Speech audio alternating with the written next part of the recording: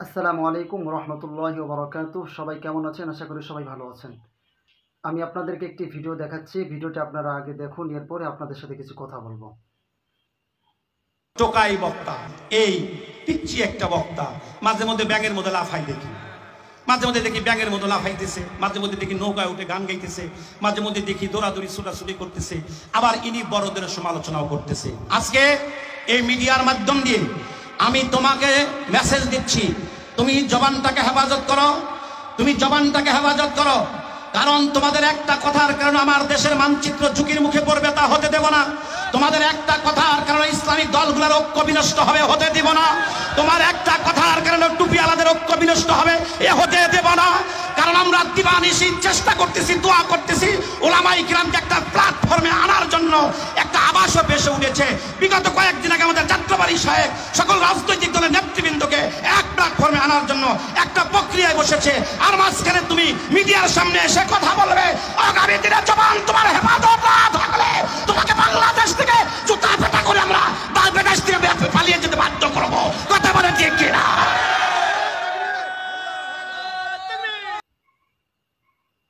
তা আমি এই মুরব্বির যথাযথ সম্মান রেখে আমি বলতে চাই, সে যে প্রথম কথা বলল যে টুকাই বক্তা। আচ্ছা, আপনাদের কাছে যারা দর্শক আছেন, আপনাদের কাছে বিনয়ের সহিত বলতে চাই, রফিকুল ইসলাম মাদানী সে কি একজন টুকাই বক্তা? আমি তো মনে করি যে টুকাই বক্তা যদি হয় তাহলে আপনি হলেন টুকাই বক্তা।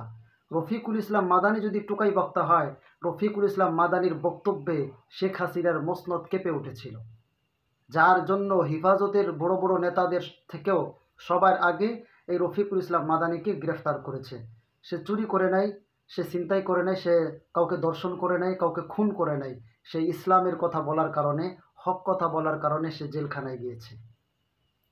জেলখানায় এমনি এমনি যায় নাই। মনে করেন এমন কোনো অপরাধ করে নাই যে অপরাধের কারণে জেলখানায় গিয়েছে। তার অপরাধ একটাই, সে কারো মানুষের পক্ষে দালালি না করে আল্লাহ আল্লাহ রসুলের পক্ষে কথা বলেছে। কারো দিকে না তাকাইয়া, কারো চোখ রাঙ্গানি না দেখা সে নিজে পরোয়া না করে আল্লাহর কথা বলেছিল। সে বলেছিল, আমি এরকম কুচুর প্রধানমন্ত্রী মানি না যদি আমার এই প্রধানমন্ত্রী আল্লাহকে না মানে। যদি এই প্রধানমন্ত্রী আল্লাহকে মানে তাহলে আমি প্রধানমন্ত্রী মানি, এই রাষ্ট্রপতি মানে। তো যাক, সে টুকাই বক্তা বলেছে। আমি মনে করি টুকাই বক্তা হলেন আপনি। কারণ আপনাকে কয়জনে চিনে? আপনি কি আপনি কে? আপনি তো শুধু চরমোনায় দালালি করে আপনি মাঠ ময়দান কোনো কিছু একটা পাইতেছেন।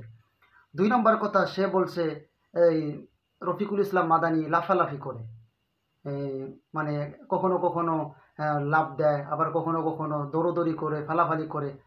দৌড়োদৌড়ি আর ফালাফালি কি আপনি করবেন? আপনি বুইড়া আপনি করবেন? সরি, মানে আপনি বুড়া মানুষ, আপনি দৌড়োদৌড়ি লাফালাফি করবেন? আচ্ছা, দৌড়োদৌড়ি লাফালাফি করা কি মানে হারাম নাকি?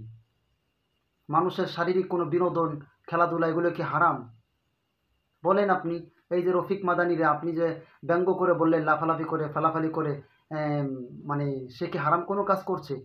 ৩ নাম্বার কথা আসেন, ৩ নাম্বার কথায় আসি।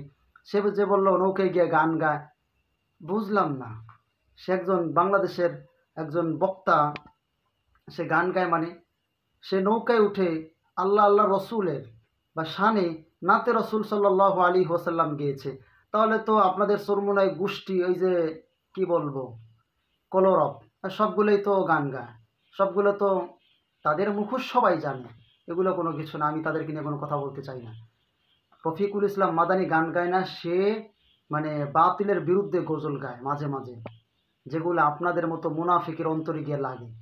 সবচেয়ে গুরুত্বপূর্ণ পয়েন্ট হচ্ছে এই ৪ নাম্বার, এই মুরব্বি যে কথা বলেছে, সে বলেছে এই যে রফিকুল ইসলাম মাদানীকে জুতা পিটা করে বাংলাদেশ থেকে বের করে দিবে। এমন কথা সরকারের বিরুদ্ধে এত বড় বড় কথা বলার পরও কিন্তু স্বৈরাচার সরকার বলে নাই। স্বৈরাচার সরকার এত বড় কথা কখনোই বলে নাই। আর আপনি কে? আপনি কে এত বড় কথা বলে ফেললেন? মানে আপনি কি পারবেন এরকম করতে? মাইক পাইলে আর ক্যামেরা পাইলে পারা মাথা ঠিক থাকে না। গাঁজা খাইয়া আমার মনে হয় নিঃসন্দেহে এই বক্তব্য দিয়েছে তার শারীরিকভাবে সে কন্ট্রোল বা মানে স্বাভাবিকভাবে সে ছিল না। নিঃসন্দেহে সে অস্বাভাবিক ছিল। কোনো কিছু খাইছে, না হয় বাসায় কোনো মারামারি, বোর সাথে উল্টাপাল্টা কোনো কিছু ঘটেছে, বা তার মাথায় এমনি গরম, যে কোনো অঘটন ঘটার পরে মাইক পাইছে আর তার কথা মনে পড়ছে, সেই কথাগুলো বলছে।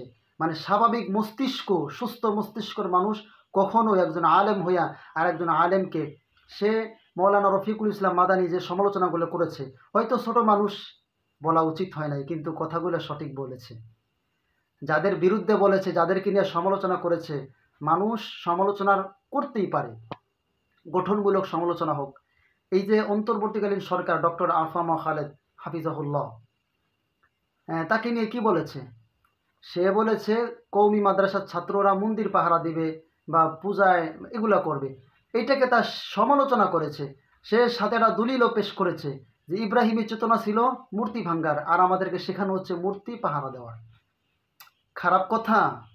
ঠিক আছে, ডক্টর আফামা খালেদ একজন অন্তর্বর্তীকালীন সরকারের একজন উপদেষ্টা, আমাদের আমাদের মানে আলেম সমাজের একজন মাথার তাজ, তাকে নিয়ে সমালোচনা করেছে। বুঝলাম ছোট মানুষ, এটা আপনি গঠনমূলক সমালোচনা করতেন, বোঝা গেল। আবার চরমোনাই ফয়জুল করিম সাহেবকে নিয়ে কি বলেছে? রিজাউল করিম সাহেবকে নিয়ে যা বলেছে সত্য, কোনো আলেম অপরাধী ছিল না। তো যাই হোক, এই মুরব্বীর এই সাহসটা কোত্থেকে আসলো যে মৌলানা রফিকুল ইসলাম মাদানীকে জুতা পিটা করে দেশ থেকে তাড়িয়ে দিতে হবে? যেই কথা স্বৈরাচার সরকার, তার গুন্ডা পান্ডা বাহিনী, তার মন্ত্রী বাহিনী, তাকে 3 বছর জেলের মধ্যে বন্দি করা হলো, তারা কিছু করতে পারে নাই। আর আপনি আসছেন, একজন মুরব্বী মানুষ, বলতেও কষ্ট লাগে, আপনি তাকে টোকাই বক্তা বলেন। মানে বক্তা কখনো টোকাই হয়? আপনার প্রতিটা কথা কোনো লাইনের মধ্যে ছিল না, পুরা বক্তব্যই ছিল মানে হিংস্রত্ব। আমার মনে হয়, আচ্ছা আমার একটা প্রশ্ন, আপনাকে এই বক্তব্য দেওয়ার জন্য কি শাইখে চরমোনাই বলেছে? শাইখে চরমোনার পক্ষ থেকে আপনি জবাব এইভাবে দিতে বলেছে আপনাকে? এই জন্য এই জন্য এই চরমোনাইদেরকে ডুবাইল এইসব মুরব্বী। উচিত ছিল আপনার এইভাবে না বলে সামান্য সুন্দর করে, ছোট করে আপনি সমালোচনা করতে পারতেন। অনেকেই সমালোচনা করেছে, কিন্তু আপনি জুতা পিটা করে দেশ থেকে তাড়াই দিবেন। দেশটা কি আপনার বাবার? দেশটা কি আপনার বাপের যে তাকে তাড়াই দিবেন? নাস্তিক মুরতাদরা দেশে দেশে বইয়া বইয়া কত কিছু করতেছে, অথচ একজন আলেমকে আপনি তাড়াই দিতে চান?